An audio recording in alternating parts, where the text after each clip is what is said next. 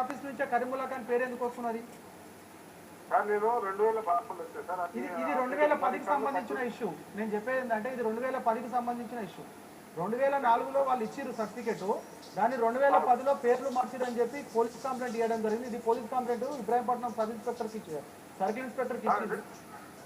మరి దీని మీద మీరు కూడా గ్రామ పంచాయతీ నుంచి వచ్చింది మీ హయాంలో, అంటే రెవెన్యూ ఆఫీసర్స్ కూడా వచ్చి దీన్ని చేసి 10/12/2010 జాయింట్ కలెక్టర్ ఇచ్చిన ఆర్డర్ను కూడా మీరు ఓకే చెప్పండి. సుధాకర్ రెడ్డి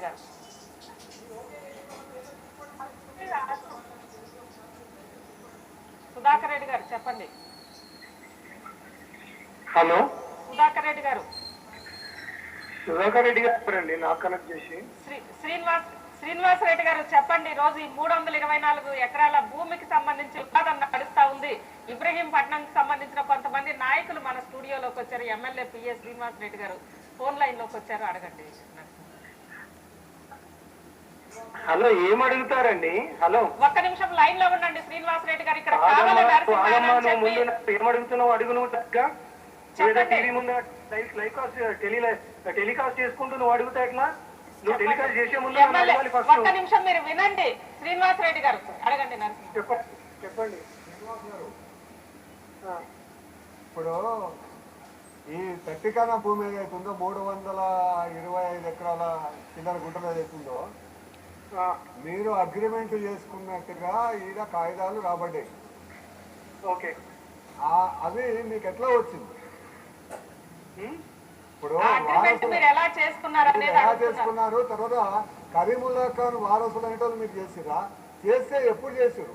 కరీముల్లా ఖాన్ దాదాపుగా 45 సంవత్సరాలు చనిపోయి వారసులను ఎట్లా తెచ్చారు? ఎట్లా మీరు చేసుకున్నారు? ఇంతకు మీరు ఎవరండి? ఇప్పుడు నేను ఎవరైతే మీకేంది ఇక్కడ కూర్చున్నాము? ఇబ్రహీంపట్నం వాసులండి. ఆయన కావలి నరసింహ అని చెప్పి ఆయన కావలి నరసింహ అని సిపిఐ నాయకులు కావలి నరసింహ అని ఆయన మాట్లాడుతున్నారు. కావలి నరసింహ సిపిఐ పార్టీ నాయకులు. నరసింహ గారు నమస్తే, చెప్పండి. నమస్తే. అదే ఇప్పుడు మీ పేరు మీద కోట్ల డిపాజిట్ అయిన పైసలను మాకు ఇవ్వమని చెప్పేసి మేము అగ్రిమెంట్ చేసుకున్నాం కాబట్టి మా పర్సంటేజ్ రావాలని చెప్పేసి మీరు తెచ్చుకున్నారు. అది నిజమా కాదా అనేది అడుగుతున్నారు. నిజమా? మీరు తెచ్చుకున్నారు నిజం కాదా? మీ పేరు మీద అగ్రిమెంట్ లేదు.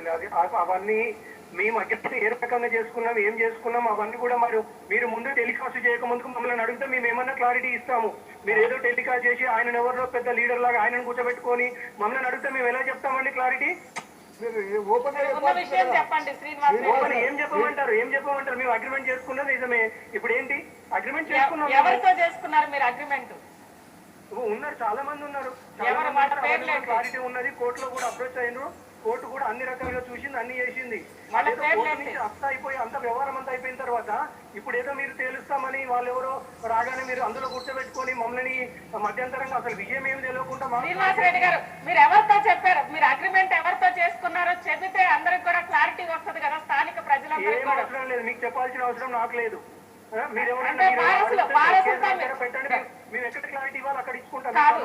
శ్రీనివాస్ రెడ్డి గారు ప్రప్రభుత్వ భూములకు సంబంధించి అడిగే హక్కు ఖచ్చితంగా మాకుంది, ప్రతి ప్రజలకు కూడా ఉంది. ఖచ్చితంగా కానీ ఆ వారసులు ఎవరో చెప్పండి.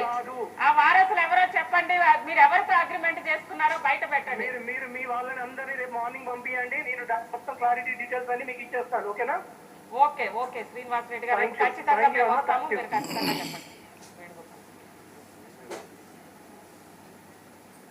చెప్పండి. ఈ రోజు అంటున్నారు అది కోర్టు కూడా మాకు ఫేవర్ గా ఇచ్చింది అనేది కోర్టులోనే తీసుకున్నారని చెప్తున్నా, కోర్టు బయట తీసుకున్నారని చెప్పట్లేదు. కాకపోతే కోర్టులో నాకు శ్రీనివాస్ అని పేరుంది కానీ శ్రీనివాస్ ఎమ్మెల్యే గారు పియ్యాలి ఇప్పుడే తెలిసింది. నేను యాక్చువల్లీ రవీందర్ రెడ్డి గారు ఒక్కరే నాకు ఐడియా ఉన్నారు. రవీందర్ రెడ్డి గారు ఐడియా ఉన్నారు కాబట్టి వారి లైన్లోకి వస్తాను అనుకున్నాను. శ్రీనివాస్ పిఏ ఎమ్మెల్యే అనే విషయం మాకు ఇంతవరకు తెలియదు. అయితే బయట టాక్ నడుస్తుంది కాబట్టి శ్రీనివాస్ ఎవరని చెప్పి మనం అడగడం జరిగింది. పర్వాలేదు, వాళ్ళు కూడా ఒప్పుకున్నారు, అగ్రిమెంట్ చేసుకున్నాం అనుకోరు. కాబట్టి దయచేసి ఖచ్చితంగా నేను కొడతా ఉన్న ప్రభుత్వాన్ని సిబిసిఐడి ఎంక్వైరీ చేయించండి. సిబిసిఐడి ఎంక్వైరీ చేయిస్తే నిజంగా వీళ్ళు వారసులే అయితే, ఎవరు కరీముల్లా ఖాన్ వారసులే అయితే ఏం ఇబ్బంది లేదు, వాళ్ళు తీసుకునే అన్ని లీగల్ అయిపోతాయి, ఏం ప్రాబ్లం లేదు. కానీ బస్ డిపో పక్క భూమి మధ్యకు మాత్రం కరీముల్లా ఖాన్ వారసులకు సంబంధం లేదు. దయచేసి ఎవరైనా ఇప్పుడు మేము దీని ద్వారా మీకు తెలియజేస్తా ఉన్నాం, వాళ్ళకు సంబంధించిన భూమి ప్రభుత్వం ఇచ్చేసింది 325 ఎకరాలు ఆరుగురికి. ఇప్పుడు ఎవరైనా ఆ భూములు కొనాలంటే అమ్మాలంటే దయచేసి మీరు ఆలోచించండి. ఆ భూమికి కరీముల్లా ఖాన్ వారసులకు సంబంధం లేదు. ఆ భూమి చెందితే మడుపు రంగారావు దేశపాండే వారసులకు చెందాలి, లేకపోతే ప్రభుత్వానికి చెందాలి. మీరు వారు ఇప్పుడు చెప్తున్నాను, ఎందుకంటే ఈ నెలలో అగ్రిమెంట్ జరగబోతుందని మాకు ఇన్ఫర్మేషన్ వచ్చింది కాబట్టి ఆ భూమి దయచేసి ఎవరు అగ్రిమెంట్ చేసుకోకండి, ఎవరు కొనకండి. ఎందుకంటే ప్రభుత్వ భూమిగా అనేక భూములు మీరు ఇంతకు ముందు కూడా చెప్పారు, అనేక భూములు కూడా ఇలానే ఉన్నాయి అని చెప్పి ఏంటి వీటికి పరిష్కారం? ఒకటే అండి, ఎవరైతే లీగలైజ్ లేనటువంటి వాళ్ళు ఇతర ప్రాంతాలకు వెళ్ళిపోయినటువంటి వాళ్ళ భూములు వెకెట్గా ఉన్నాయి. ఆ వెకెట్గా ఉన్నటువంటి భూముల మీద అక్కడ లోకల్గా ఉన్నటువంటి విఆర్ఓలతో సమాచారం తెప్పించుకొని అక్కడ ప్రజలకు న్యాయం చేస్తామని చెప్పినటువంటి నాయకులు అయ్యేలా ఏమంటారు కదా, కంచే షేర్ వేసినట్టుగా ఆ రకంగా చేస్తూ ఉన్నారు. ఇవాళ ఇప్పటిదాకా ఒక రాజన్న మిత్రుడు చెప్పాడు, ఎలిమినాడు గ్రామంలో దాదాపు 500-600 ఎకరాల ప్రభుత్వ భూమి ఉంది. దానికి సిపిఐ పార్టీ గతంలో సిపిఎం గీతమ్మ వీళ్ళంతా పోరాటం చేశారు. పోరాటం చేసిన తర్వాత అక్కడ పాలేరుగా ఉన్నటువంటి జుట్టు నర్సయ్యను అత్తేయడం అనేది కూడా జరిగింది. అంత పెద్ద భూ పోరాటం జరిగిన తర్వాత అక్కడి నుంచి స్టార్ట్ అయింది భూములని. కాబట్టి ఇలా భూరాబందులు అంటూ ఇబ్రాహీంపట్నంలో ఏదైతే ఔటర్ రింగ్ రోడ్డు విమానాశ్రయం వచ్చిందో ఎక్కడ సెంటు భూమి ఉన్నా ఖచ్చితంగా అక్కడ ఉన్నటువంటి రియల్ ఎస్టేట్ వ్యాపారులు, అక్కడ ఉన్నటువంటి పెట్టుబడిదారులు, రాజకీయ నాయకులు వీళ్ళంతా కలిసి ఆ భూములను కాజేయడానికి కోసం ప్రయత్నం చేస్తారు. గతంలో అనేకం చేశారు. ఇవాళ 306 అనే ఒక సర్వే నెంబర్ భూమి మంగళపల్లి పటేలగూడలో ఉంది. ఆ మంగళపల్లి పటేలగూడలో దాదాపు 20 ఎకరాలు. ఆ 20 ఎకరాల భూమి కూడా సేమ్ ఇదే నరసింహ గారు. మీరు కంటిన్యూ చేసే ముందు ఇబ్రహీంపట్నం ఎంఆర్ఓ ఫోన్ లైన్ లోకి వచ్చారు. చెప్పండి. నమస్తే అండి విజయేందర్ గారు. నమస్తే. ఈరోజు ఇబ్రహీంపట్నంలో అనేక సర్వే నెంబర్లకు సంబంధించి వివాదాలు వస్తున్నాయి. ముఖ్యంగా 324 ఎకరాల భూమికి సంబంధించి దాదాపు అంటే దానికి సంబంధించిన వారసులతోటి వేరే బినామీలు అగ్రిమెంట్స్ చేసుకున్నారో లేదో తెలియట్లేదు. అగ్రిమెంట్స్ చేసుకున్నామని అంటున్నారు. వాళ్ళు దానికి సంబంధించిన కాంపెన్సేషన్ ని ఇల్లీగల్ గా క్లెయిమ్ చేసుకున్నారు అనేది వస్తుంది. మరో 27 ఎకరాలకు సంబంధించి కూడా ఓఆర్సీ రెడీ అవుతుంది అని అంటున్నారు. ఇంకా అనేక చోట్ల ఇబ్రహీంపట్నం చుట్టూ కూడా, ఎందుకంటే రాజధాని సమీపంలో ఉంది కాబట్టి ఈ భూముల మీద అనేక మంది కన్నుంది, అనేక వివాదాలు వస్తున్నాయి అనేది ఇబ్రహీంపట్నం నుంచి కొద్దిసేపటి క్రితమే సామాన్య ప్రజలు కూడా ఫోన్ చేసి మన స్టూడియోకి చెప్తా ఉన్నారు. ఇవి ఎంతవరకు వాస్తవం, ఇవి మీరేం చేయబోతున్నారు అధికారులుగా? ఇప్పుడు మీరు చెప్తున్నది ఏ కేసు అండి? ఏ సర్వే నెంబర్ అండి? 324 ఎకరాలు. మన వేణుగోపాల్ గారు చెప్తారు. చెప్పండి చెప్పండి వేణుగోపాల్ గారు మీరు చెప్పండి. తట్టికానకు సంబంధించింది ఇప్పుడు మనకు ఓఆర్సీ ఇచ్చారు సార్. 12 తారీఖు నాడు అప్లికేషన్ పెడితే 15 తారీఖు నాడు ఓఆర్సీ ఇచ్చేసారు సార్ వాళ్ళకు. తట్టికాన ఏ సర్వే నెంబర్ అండి? తట్టికాన 69 దగ్గర నుంచి 107 సర్వే నెంబర్ వరకు సార్. 324 ఎకరాల 69 నుంచి 107 సర్వే నెంబర్ వరకు. ఏ సంవత్సరంలో ఇచ్చారు అది సార్? ఏ సంవత్సరంలో ఇచ్చారు అది? 15/10/2010 డేట్ నాడు ఇచ్చారు సార్. వీళ్ళు అప్లై చేసింది 12/11/2010 నాడు.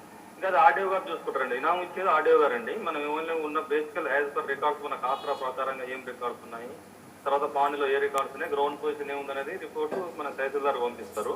బేస్డ్ ఆన్ దట్ ఆర్డీఓ గారు, ఇనాం ట్రిబ్యునల్ అథారిటీ ఆర్డీఓ గారు, రెవెన్యూ డివిజనల్ ఆఫీసర్ గారు వాళ్ళు హీరింగ్ కండక్ట్ చేసేసి ఆర్డీఓ గారు ఇనాం సర్టిఫికేట్ ఇష్యూ చేస్తారండి. ఇంకొక చిన్న విషయం సార్, ఒక వ్యక్తికి మన దగ్గర సీలింగ్ 54 ఎకరాలేనా సార్, ఎక్కువ ఉందా?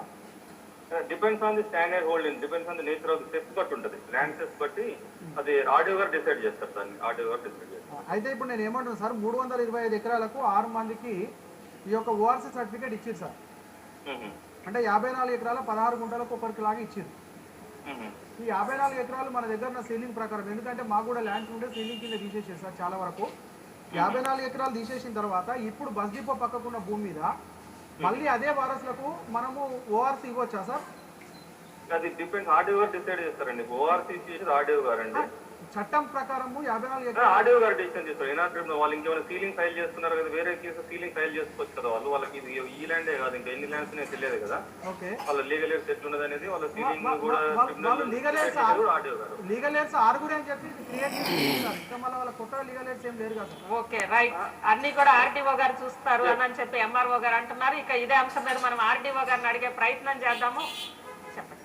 Okay madam. అయితే ఇబ్రహీంపట్నం చుట్టుపక్కల ప్రాంతం ఈ భూములను మొత్తం ఖాళీయడానికి ప్రయత్నాలు చేస్తూ ఉన్నారు. అయితే గతం నుంచి కూడా నేను ఎమ్మెల్యే ఉన్నప్పటి నుంచి కూడా ప్రభుత్వ భూములను బయటికి తీసి మ్యాక్సిమం పట్టాలు ఇవ్వడం కోసం, ఇళ్ల స్థలాలు ఇవ్వడం కోసం ఇచ్చాం. అయితే ఇప్పుడున్న పరిస్థితి ఏంటంటే పట్టాలు ఇవ్వకుండా